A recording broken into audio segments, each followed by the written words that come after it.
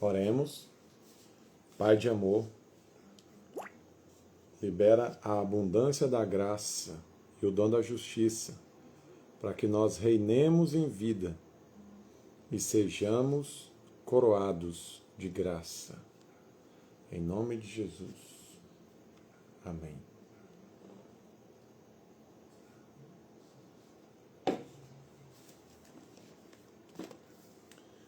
Hoje,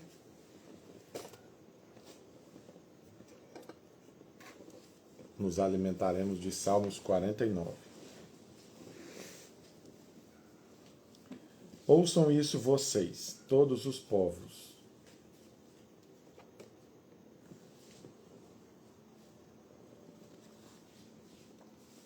Escutem todos os que vivem nesse mundo. Gente do povo, homens importantes, ricos e pobres, igualmente ouçam.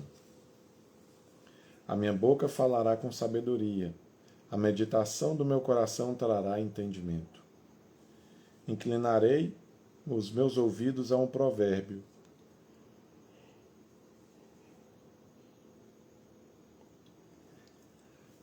Com harpa exporei o meu enigma.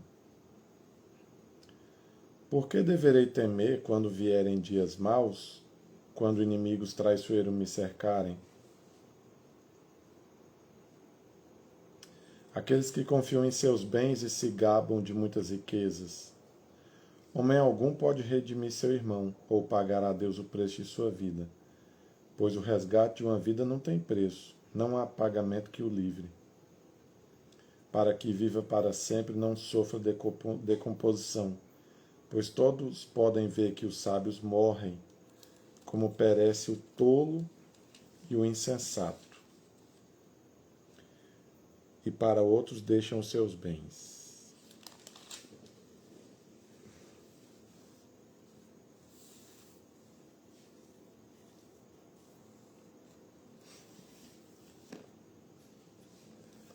Se você quer alcançar sabedoria, você tem que meditar, como no versículo 3 de Salmos 49. A meditação do meu coração trará entendimento.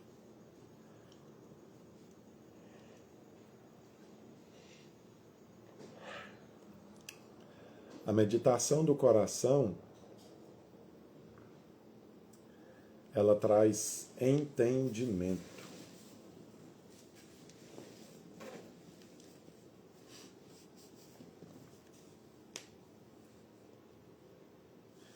Quando você medita, quando você pensa e você faz reflexões, isso te dá entendimento, sabedoria, conhecimento. Isso te alarga sua inteligência. Esse homem aqui, ele meditou até entender alguma coisa.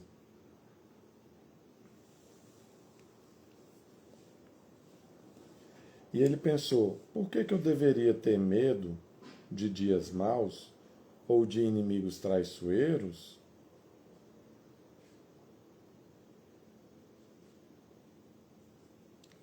Aqueles que confiam em seus bens e se gabam de muitas riquezas. Homem algum pode redimir o seu irmão.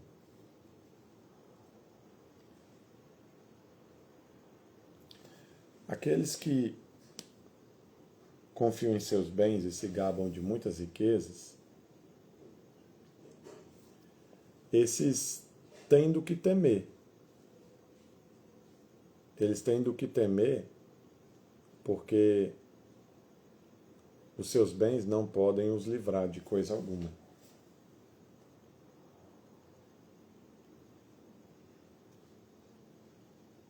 Nossa, essa live aqui aí deu uma escurecida. Porque a confiança deles é nos bens materiais que se vão e não no Senhor. E os bens materiais não conseguem comprar todas as coisas, só compram algumas.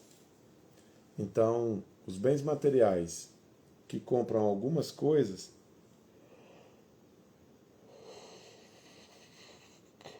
não podem ser a fonte de confiança. Quando alguém coloca os bens materiais como fonte de confiança,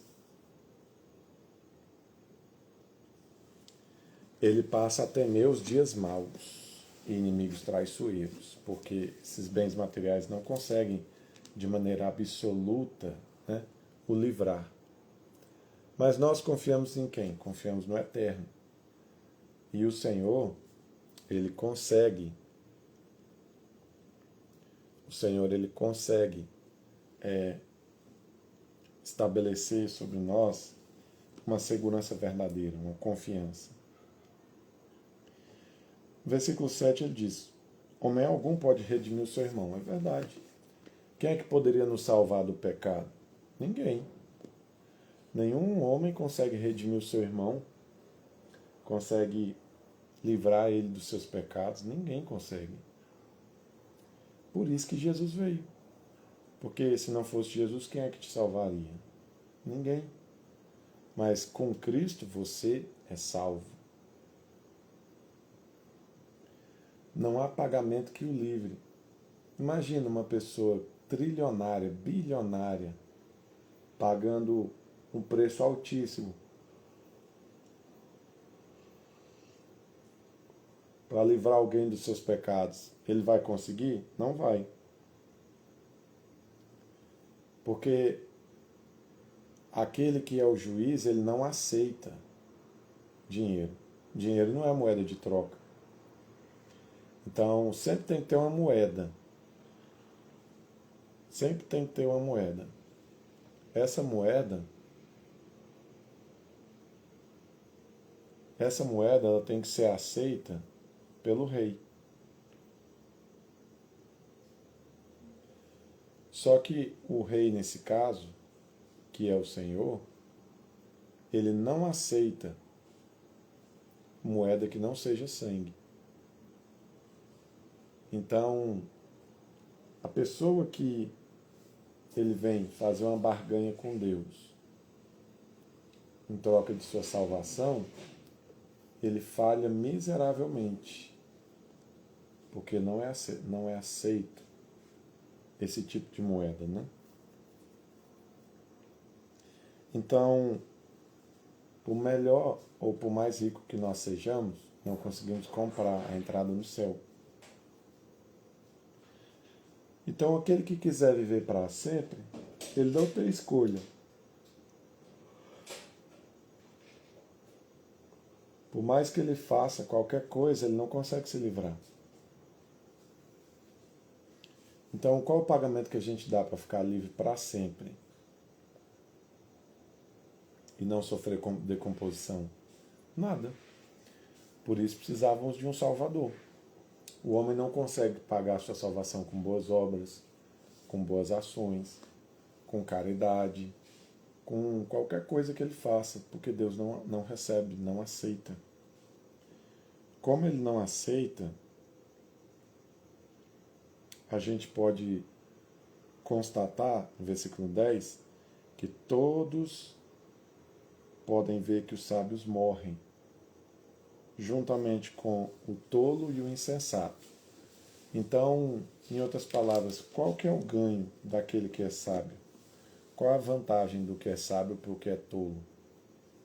Literalmente nenhuma, porque se todos estão debaixo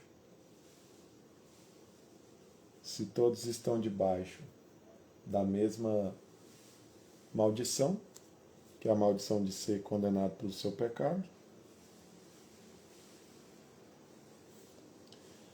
e existe uma futilidade na vida, que é o quê? Se você vive para conquistar bens materiais, quando você morrer, você não vai conseguir levar nada, nenhum.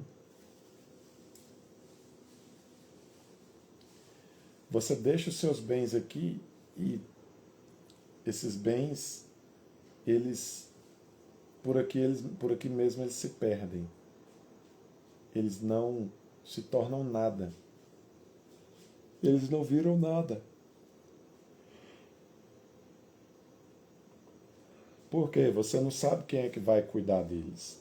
Quando você parte, a pessoa que fica não se sabe como é que ela cuidará, se ela atribuirá valor. Porque nada tem valor de si mesmo. Tudo que tem valor, somos nós que damos o valor para aquilo.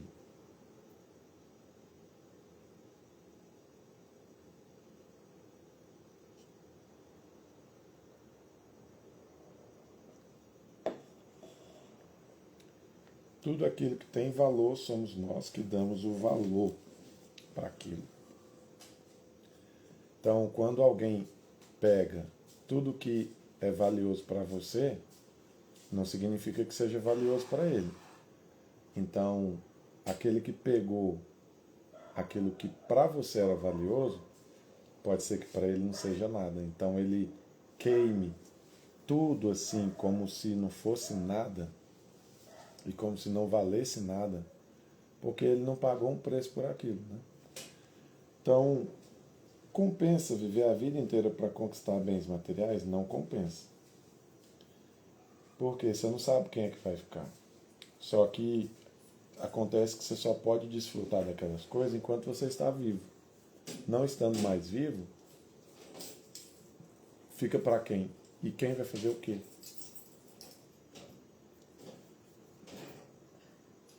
Seus túmulos serão suas moradias para sempre. Suas habitações de geração em geração. Ainda que tenham dado seus nomes a terras. É verdade. Não compensa tentar ser imortal dando o seu nome para uma casa, uma cidade, uma rua. Ainda assim você será esquecido. Porque nós estamos presos na vida em uma constatação terrível. A constatação de que nós iremos passar, nossa vida é passageira, nós iremos morrer e seremos esquecidos.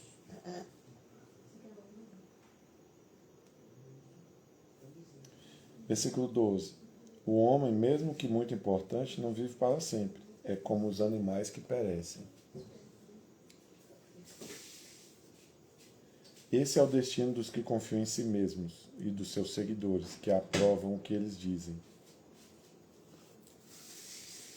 Então, o destino daqueles que confiam em si mesmos é morrer e perecer. Porque você só pode ser salvo quando você confia em Cristo, confia no Senhor, e não confiando em você mesmo.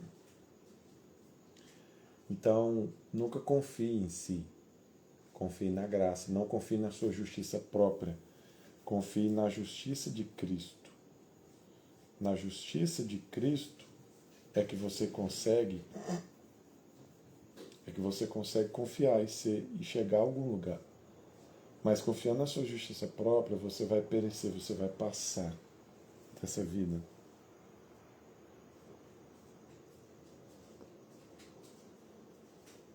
Esse é o destino dos que confiam em si mesmos e dos seus seguidores que aprovam o que eles dizem. Pensa num ateu que confia em si mesmo e um seguidor do ateu que aprova e apoia o que ele diz. O destino dele é a morte deles, né? Como ovelhas estão destinadas à sepultura e a morte lhes servirá de pastor. Pela manhã os justos triunfarão sobre eles. A aparência deles se desfará na sepultura, longe das gloriosas mansões. Mas Deus redimirá a minha vida da sepultura e me levará para si. Por quê? Porque ele confia no Senhor. Todos nós somos salvos por confiar em Deus. Ninguém é salvo pelas obras. Porque a graça não vem de nós, ela vem de Deus. Não se aborreça quando alguém que se enriquece e aumenta o luxo de sua casa, pois nada levará consigo quando morrer. Por quê? Você não deve ficar com inveja e nem raiva também, porque aquilo lá tudo vai... Pode até ser que ele tenha um pouco agora, mas quando ele morrer, acabou-se. Então não precisa de ficar com raiva nem com inveja, porque aquilo é efêmero, é como se fosse uma bolha de sabão que você cria ela aqui, ela voa, a bolha de sabão ela voa aqui, né? Fica aquela coisa bonita com arco-íris em volta, mas logo estoura.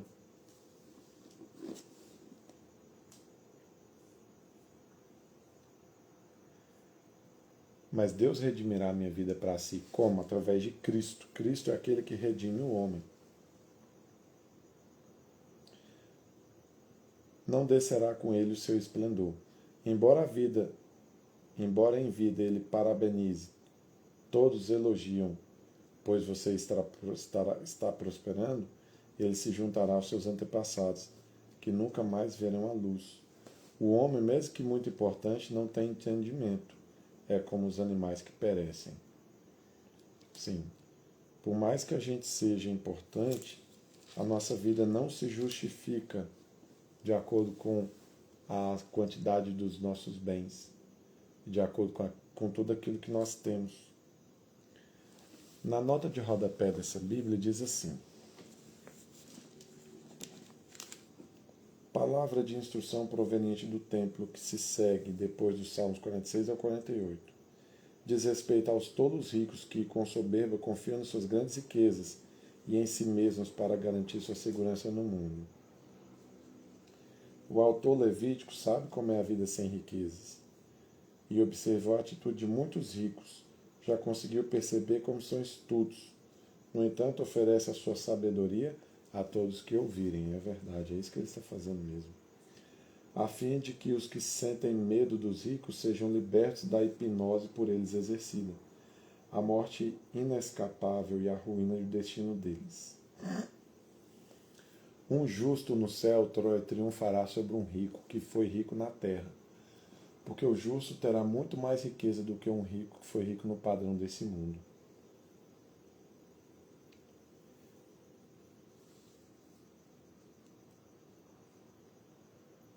No verso 10 diz assim: qualquer um que tem olhos que enxergam, percebe que até os mesmos sábios morrem e deixam suas riquezas aos outros. Isso é verdade. Pensa no homem mais bilionário da terra. Ele vai morrer e a riqueza dele vai ficar para alguém. Versículo 11. Embora esbanjem grandes riquezas nos seus túmulos e procurem pelo menos perpetuar sua lembrança, colocando seus nomes nas grandes propriedades rurais como memória durável, sofrem a amarga ironia de terem seus túmulos como o seu lar eterno. Versículo 14. Como ovelhas, a morte já é o pastor deles, o que os conduz até a sepultura. Ali a morte ou a sepultura é como um monstro insaciável que se alimenta das suas vítimas. A linguagem figurada é tomada de empréstimo da mitologia cananeia, que assim retrata o deus Mote, com temudo, morte. Como diz certo documento cananeu, não te aproximes do divino Morte, para ele não te colocar como cordeiro na sua boca.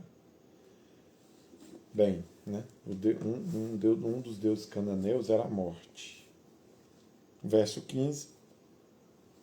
Redimirá da sepultura. Essa expressão possa referir a se salvar, perspectiva universal da morte. O contexto mostra enfaticamente que o autor, como um dos justos, fala do seu destino final. Talvez o conceito seja o de ser levado à presença de Deus no seu tempo celestial, análogo ao conceito judaico posterior de ser transportado para o junto de Abraão. Bem, então esse salmo, ele fala que os ricos não devem, ele ensina que os ricos não devem confiar nas suas riquezas. Por quê? Por mais que um rico seja rico, né, que ele tenha riqueza, isso não vai virar nada, vai ficar aqui, vai ficar para outras pessoas. Toda aquela glória, esplendor, brilho, atenção, relevância que ele tinha se perde. E depois disso, o que é que sobrará para ele? Uma eternidade de castigo. Então, nenhum rico deve colocar sua esperança nas suas riquezas, porque isso é muito vazio, muito sem noção, muito sem estirpe. Então, devemos confiar somente no Senhor e viver por Ele, né? Não só viver por Ele, como confiar também. E nessa confiança nós seremos salvos da morte, salvos da ira, salvos de todos os nossos problemas. Vamos orar pelos ricos que você conhece. Senhor Jesus, se há algum rico entre nós e algum rico que conhecemos, visita ele agora Coloca na vida dele, Pai, a certeza da sua insignificância, para que ele reconheça que só a Ti é o único Deus verdadeiro. Senhor, não deixe que esse rico se escape em um laço de morte, mas repreende agora e coloca ele de forma saudável a viver o seu evangelho e não somente ouvir de palavra e não viver aquilo. Assim seja, no nome de Jesus Cristo. Amém. Eu agradeço quem tiver ficado até aqui e tiver ouvido essa live.